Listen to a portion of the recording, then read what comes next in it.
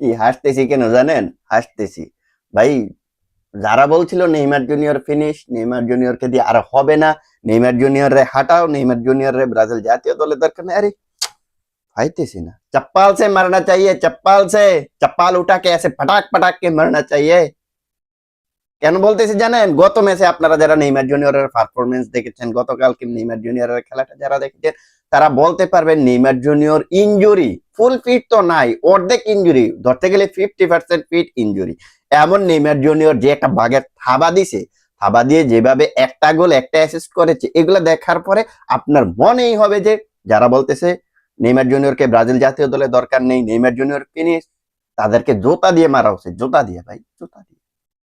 কি আমার সাথে আপনি এগ্রি না? যদি এগ্রি থাকেন এখনই কমেন্ট সেকশনে সেই জিনিসটা লেখেন। ওকে, লেট স্টার্ট দা ভিডিও। আজকের ভিডিও শুরু করতেছি। গতকালকে আমরা নেইমার জুনিয়রের দারুণ একটা পারফরমেন্স দেখেছি, যেখানে দেখতে পেয়েছি স্টার্টিং 11 থেকে তিনি পুরো 89 ধরতে গেলে 90 মিনিটে খেলেছেন। 90 মিনিটের পরে তাকে সাবস্টিটিউট করা হয়েছে, কিন্তু ফুটবলের ভাষায় কোনো ফুটবলারকে যদি একেবারে ম্যাচ এন্ড হওয়ার আগে উঠিয়ে নেওয়া হয়, সেটাতে কিন্তু 89 মিনিট ধরা হয়। সো নেইমার জুনিয়র গতকালকে 89 মিনিট মাঠে ছিলেন, 89 মিনিট মাঠে থেকে আউটস্ট্যান্ডিং পারফরমেন্স করেছেন, যেখানে ম্যাচটা সান্তোসের জয় দরকার ছিলই, জয় ছাড়া কোনো বিকল্পই নাই, কারণ হারলে রেলিগেশন হয়ে যেতে পারে। এমন পরিস্থিতিতে নেইমার জুনিয়র রিস্ক নিয়ে, ইনজুরি নিয়ে, 50% ফিট নেইমার জুনিয়র ইনজুরি নিয়ে অর্ধেক ফিট থেকেও তিনি মাঠে নেমেছেন, মাঠে নেমে এক গোল এক অ্যাসিস্ট করেছেন। দ্যাটসমিন একটা আহত বাঘের থাবা যে কতটা ভয়ঙ্কর, সেটা কিন্তু আপনারা গত ম্যাচটাতে দেখতে পেয়েছেন। দেখুন ভাই,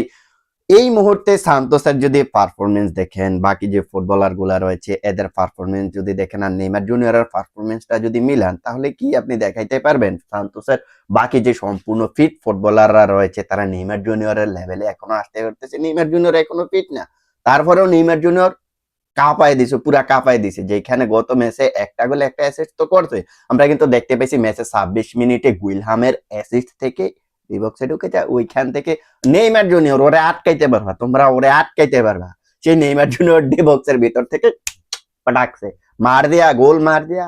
এইখানেই শেষ না, এইখানেই শেষ না, ম্যাচের 67 মিনিটে যে গোলটা এসেছিল, ওই গোলের অ্যাসিস্টটাও করছেন নেইমার জুনিয়র, যেখানে কর্নার কিক নিয়েছেন, ওইখান থেকে দারুণ আউটস্ট্যান্ডিং একটা গোল। মানে নেইমার জুনিয়র এক গোলে এক অ্যাসিস্ট, রেটিংটা হচ্ছে 9.8.9, 9 এর কাছাকাছি। শুধু এটা না, একজন ইনজুরিযুক্ত ফুটবলার, একজন ইনজুরিযুক্ত ফুটবলার গত ম্যাচটাতে প্লেয়ার অফ দ্য ম্যাচ নির্বাচিত হয়েছে। তো আপনারা যারা বলছেন নেইমার জুনিয়র ফিনিশ, কই টান মুখখানা একটু দেখান, দেখান। चप्पल से मारूंगा साला, ऐसे ऐसे बात नहीं करना है। नेइमर जूनियर के बारे में ऐसे बात नहीं करना है। साफ साफ बताओ नेइमर जूनियर को चाहिए कि नहीं।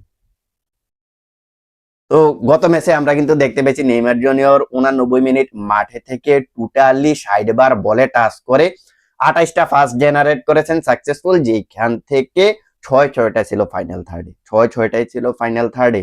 এই ম্যাচটাতে নেইমার জুনিয়র 4-4টা চান্সেস ক্রিয়েট করে দিয়েছেন, 5টা গ্রাউন্ড ডুয়েল উইনের মধ্যে 4টা গ্রাউন্ড ডুয়েল উইন হয়েছেন, 60টা শুট নিয়েছেন, যেটা ম্যাচের সর্বোচ্চ ছিল। ওই 60টা শুট থেকে 3টা ছিল অন টার্গেট, আর বাকি যেই 4টা শুট, এই 4টা শুটের মধ্যে 3টাই কিন্তু ব্লক করে দেওয়া হয়েছে। যদি এগুলো যদি ব্লক না করতো, তাহলে নেইমার জুনিয়রের যে শুটিং অ্যাকুরেন্সিটা সেটা আরো বেশি হতো, তাই না? অবশ্যই হইতো। তো এই ম্যাচটাতে কিন্তু আমরা দেখতে পাইছি নেইমার জুনিয়র ড্রিবল করেছে 3টাই সাকসেসফুল, 3টাই সাকসেসফুল। ইনজুরি যুক্ত নেইমার জুনিয়র এখনো সাকসেসফুল ড্রিবল করতে পারতেছে। তো আপনি কি মনে করতেছেন নেইমার জুনিয়রকে দরকার নাই ব্রাজিল জাতীয় টিমে? হ্যাঁ, আমি জানি নেইমার জুনিয়র এখন কিছুটা ইনজুরিতে আছে, তার মানে এই নয় যে নেইমার জুনিয়র পারফর্ম করতে পারবেন না। যারা বলেন যে নেইমার জুনিয়র 80% ফিট থাকলো, বিশেষ করে কার্লো আনচেলত্তির কথা বলতে চাই, না নেইমার জুনিয়র 80% ফিট থাকলো তাকে নেওয়ার দরকার নাই। আজকে জবাবটা পাইছেন যে নেইমার জুনিয়রকে কেন দরকার। ইনজুরি যুক্ত 50% ফিট নেইমার জুনিয়র যেভাবে এই ম্যাচটাতে পারফরমেন্স দিয়েছে সেটা আপনারা দেখতে পাইছেন। তো সর্বশেষ যে কথাটা বলতে চাই, নেইমার জুনিয়রের ফ্যান্স যারা আছেন তাদেরকে বলতে চাই, নেইমার জুনিয়র, আহত নেইমার জুনিয়রের এমন পারফরমেন্স দেখে কি আপনার কাছে মনে হয় যে নেইমারকে 2026 বিশ্বকাপে প্রয়োজন আছে? যদি 80% ফিট থাকে তারপরেও নেইমার জুনিয়রকে প্রয়োজন আছে কি আছে না, সেটা কমেন্ট সেকশনে জানান।